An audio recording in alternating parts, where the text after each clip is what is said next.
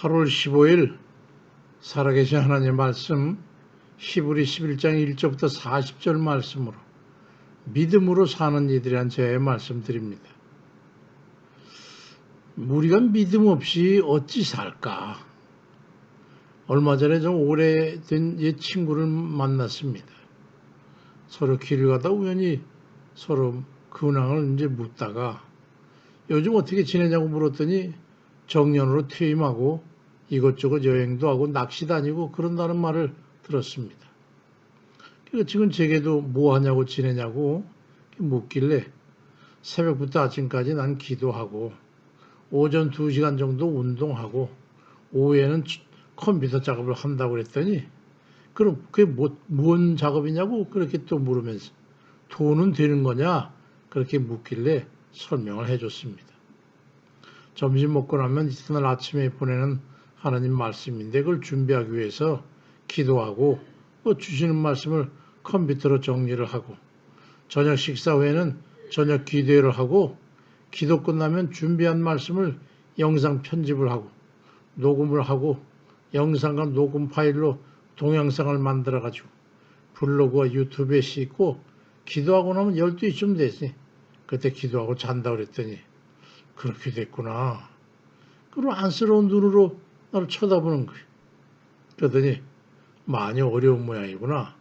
그러면서 여행도 하고 맛있는 음식도 먹으러 다니고 취미생활도 하고 그래야지. 우리가 살면 얼마나 산다고 그렇게 사냐. 그러면서 아주 안 된 그런 표정으로. 그러고서는 오래 못 버틸 거야. 그러면서 심심하면 연락해라. 그 연락처를 주고 헤어져 가는 걸 봤어요. 점심 거른 친구에게 라면이라도 한 그릇 사 먹으라고 몇천 원 손에 쥐어주는 건 그러고 가는 것 같은 이 친구를 보면서 내가 살아가는 모습이 꽤 초라해 보이는 모양이구나 하는 그런 생각이 들어서 고소를 금할 수 없었습니다. 우리에게 믿음이 없다면 얼마나 초라한 삶이 될까요? 만약에 우리에게 영원한 소망이 없다면 이렇게 사는 것이 이 생의 삶뿐이라면 정말 불쌍해 보이겠구나 하는 그런 생각에 고개가 끄덕여졌습니다. 사도 바울도 그런 생각을 했었던 모양입니다.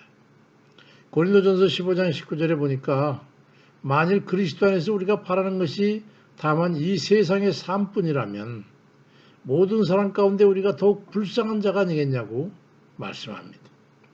정녕 그렇습니까 우리가?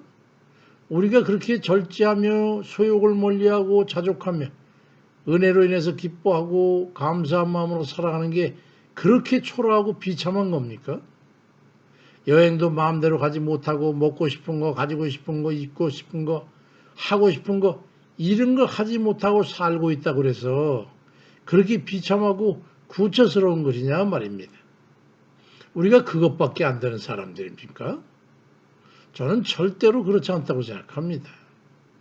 우리 마음속에 있는 족한 은혜와 꺼릴 것이 없는 그런 떳떳함과 기쁨과 감사는 믿음이 없이는 절대로 누릴 수 없는 보물과도 같은 것이기 때문입니다. 만약에 이 친구가 내 속에 있는 것을 제가 보았다면 그는 그렇게 말할 수 없었을 겁니다. 우리가 믿음으로 얻은 구원의 은혜는 마태복음 13장 44절에 천국은 마치 밭에 감추인 보화와 같으니 사람이 이를 판결한 후 숨겨두고 기뻐하며 돌아가서 자기 소유를 다 팔아 그 밭을 사느니라 말씀하는 것 같이 이 세상의 모든 것을 주고 바꾼 보물과도 같은 그런 겁니다. 옛 친구가 그것을 알 수가 있었을까요? 우리가 믿음 안에서 절제하고 선하고 의롭게 살고자 애쓰고 수고하는 것이 세상적인 재미와 육신의 소욕을 즐기고 사는 것만 못하단 말입니까? 그러한 것들은 우리가 믿음 안에서 원치 않는 것이기 때문에 잘라버린 것이지 취할 줄 몰라서 못하는 게 아님을 세상 사람들은 알지 못하는 겁니다. 우리가 믿음 안에서 얻고자 하면 무엇이든 주님께서 주시겠다고 구하면 주시겠다고 약속하셨어요. 요한복음 15장 7절에 너희가 내 안에 거하고 내 말이 너희 안에 거하면 무엇이든지 원하는 대로 구하라. 그리하면 이루리라고 말씀합니다.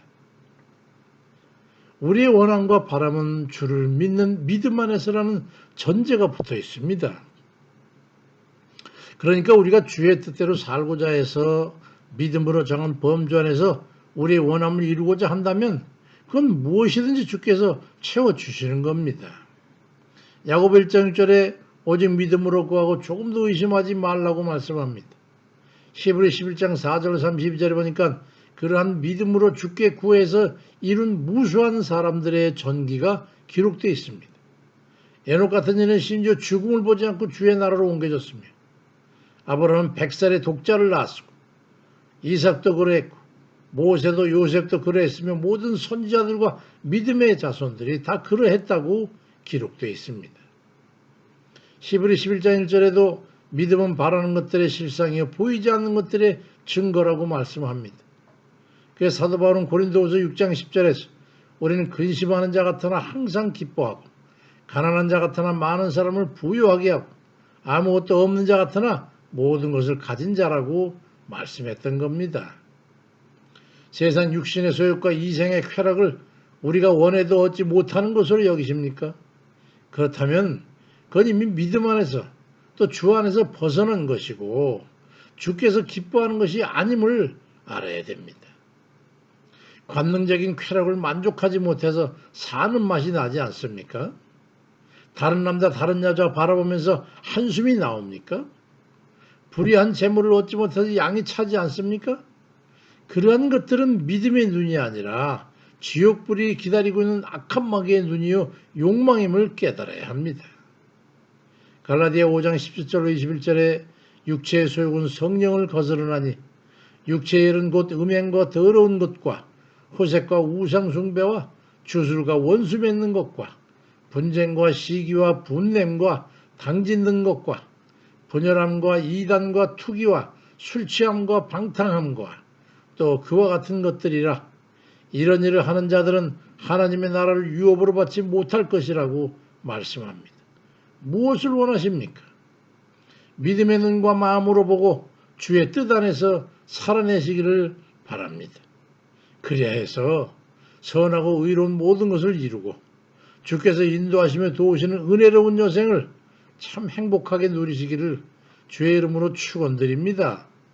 아멘입니다.